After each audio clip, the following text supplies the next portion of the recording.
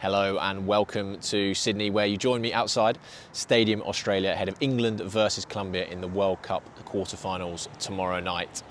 The excitement in the city is building up to this one, and that's largely because there is a big Colombian population here in Sydney, around 11,000 people. There have been even more Colombians who've flown over for the tournament, and if you've been in Sydney this week in any of the bars, particularly when Colombia were playing their last 16 game, you know how big a support they're going to have tomorrow night. 75,000 expected here. And I would suspect it'll be very much a sea of yellow for England.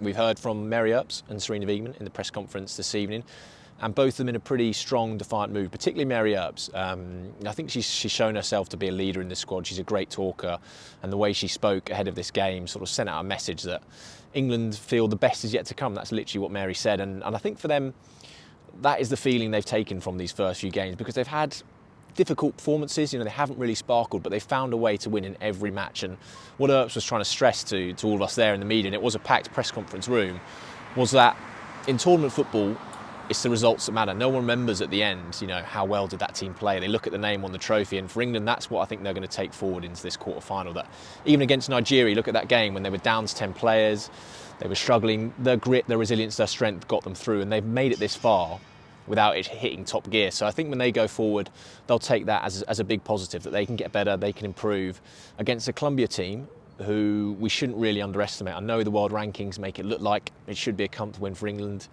It probably won't be. Just like that Nigeria game, they punch well above their weight. Some fantastic players on show. Linda Caicedo, 18 years old, starring for Real Madrid, starring for Colombia at this tournament. And it's all set up for a brilliant game tomorrow night.